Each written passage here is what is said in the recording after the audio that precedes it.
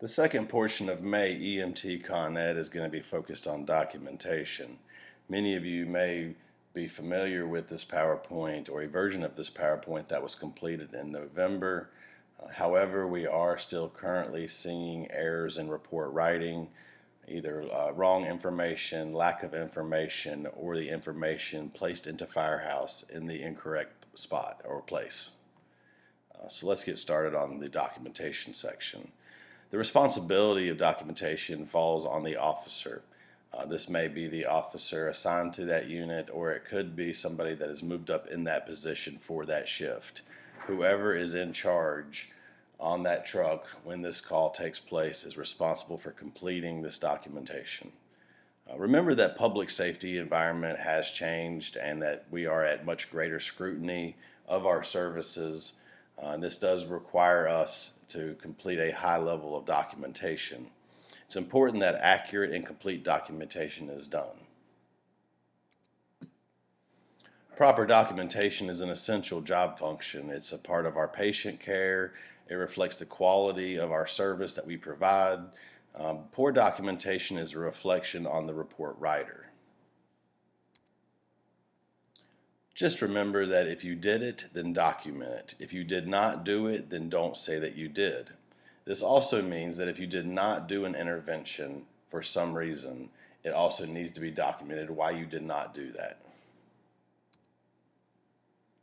The narrative itself tells a story of our incident. It paints a picture of what you encountered and actions that were taken or not taken. Checking boxes doesn't necessarily provide the required information needed in the report. Principles of a good narrative include a complete narrative, one that's done in a chronological order, it's objective, it's dispassionate, it's consistent, and it's written in a professional manner.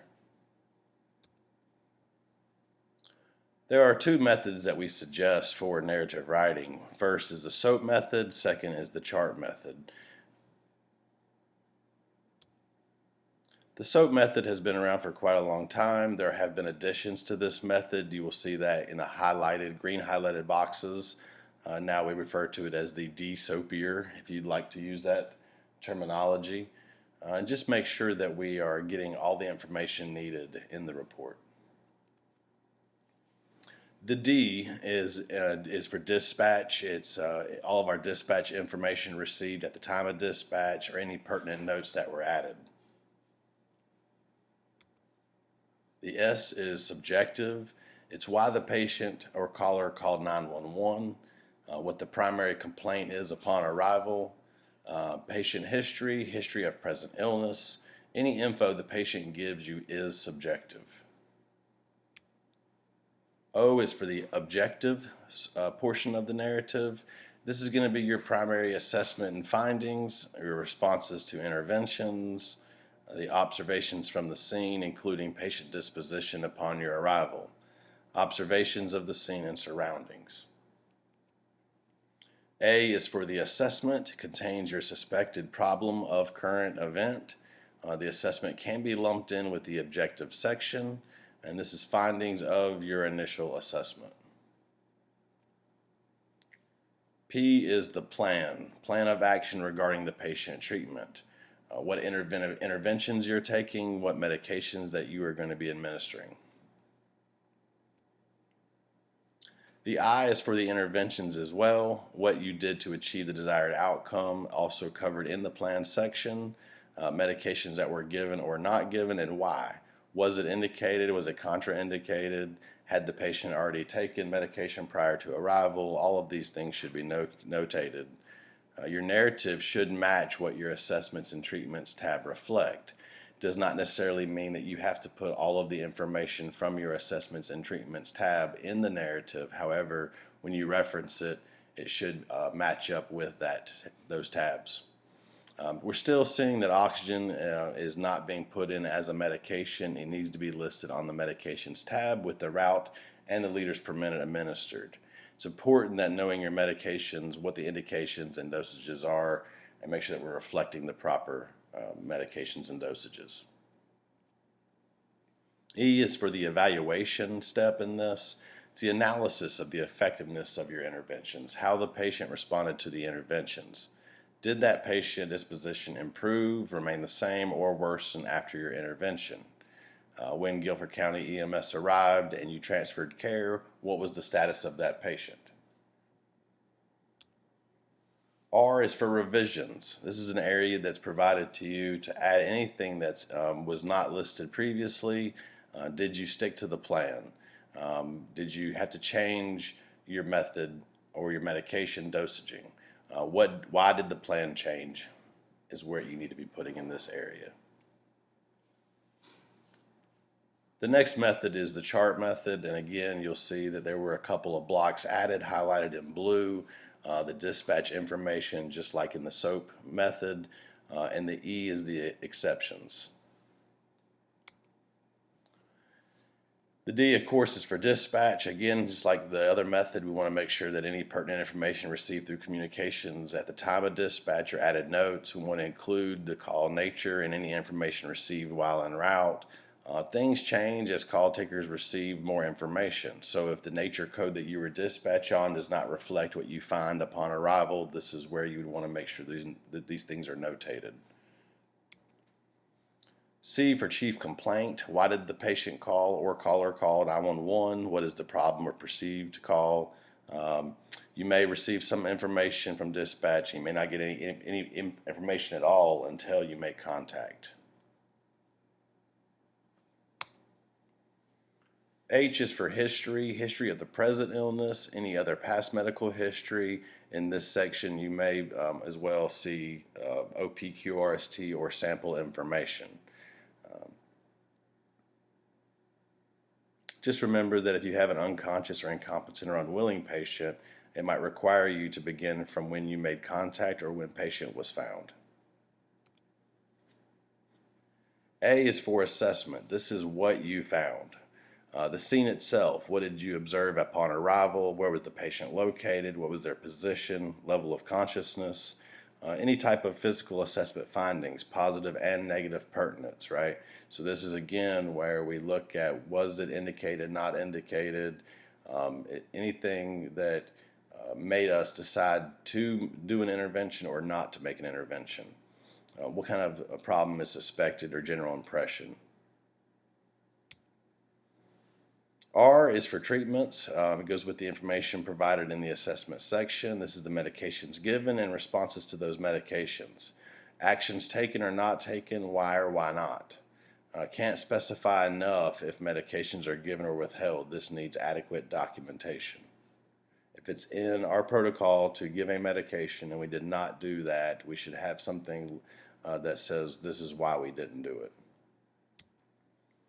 T for transport or transfer of care. For the Greensboro Fire Department, it is transfer of care to usually Guilford County EMS or PTAR. Summary of what you found, what you did, and how it worked out or didn't. How patient is now versus how patient was when you arrived. Times are important for documentation and patient care. And the last is the E for the exceptions. This is any pertinent information to the event that you would like to include in your narratives. Examples would be weather, train delays, rush hour traffic, why you were shown on first but didn't make first patient contact. Also remember that if you send a member to ride along to the hospital with EMS, you need to include that information in your narrative, and also any actions they took while they may have been assisting EMS. This was a template that we showed back in November from Engine 1. Again, this is a great way to make sure that you're getting all of the information. I do recommend having templates just to make sure that you do not leave anything out, but just another example for you. So what's the big deal, right? Why do we spend so much time on report writing and talking about report writing? Your report reflects your professionalism or lack of. Planning for adequate documentation improves our patient care. Assessing and performing procedures gives you something to write down. All of that information should be found either in the assessments or treatments tabs or be reflected in the narrative. The data that we collect, that we input, is not only important for patient care, but it also drives budgets, training, and staffing for us. Your documentation is all that you have to carry to court as well. If you are called upon to be a witness in a criminal act or personal situation for courts, this is the only thing that you have. So make sure you're putting all the information you can in that report to give you something to reference. We're also going to talk about some advanced directives as well. Something that we didn't cover in November, but I think that this has kind of come up a couple of times, so we wanted to add it into the documentation section. End of life considerations. Guilford County EMS has a protocol for this. Usually we're talking about a do not resuscitate or a most form, which we'll look at a little bit more in depth. The goal is to honor the terminal patient's wishes and also to prevent the initiation of unwanted resuscitation. Every patient in cardiac arrest does not get CPR. It's important to remember that we have obvious death, we have body decomposition, rigor mortis, dependent lividity, blunt force trauma, injury that's not compatible with life, right? But if you do start CPR, you need to make sure that if it's initiated, those efforts are continued until somebody of higher level care is discontinues that care or medical control advises you to stop. So advanced directives, there's also a living will. This gives instructions for the future if you want your healthcare providers to withhold or withdraw life-prolonging measures in certain situations.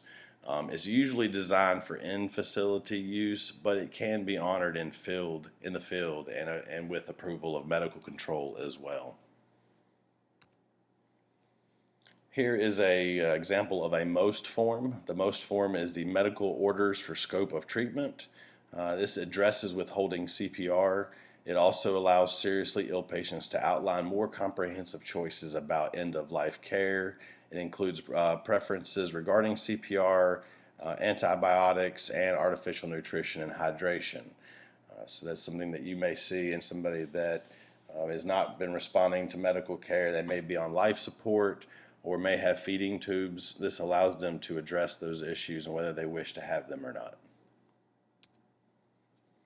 This is probably the most common and familiar form that we see in the field, the DNR, the Do Not Resuscitate Order. We have to make sure that if a DNR is in place, that we have that original copy in hand. All that information on there has to match the patient, has to have the correct patient name, has to be within the expiration date or be marked that there is no expiration date. This will be an original form, canary yellow in color. Form is filled out completely and it is available at the time that you arrive to do patient care. It must be there for you to have that order and follow that order. The statement that any family member can override the DNR is a myth. The statement that living will cannot be honored outside of a facility is mostly true, but can be approved with medical control. Some minors can refuse treatment and transport.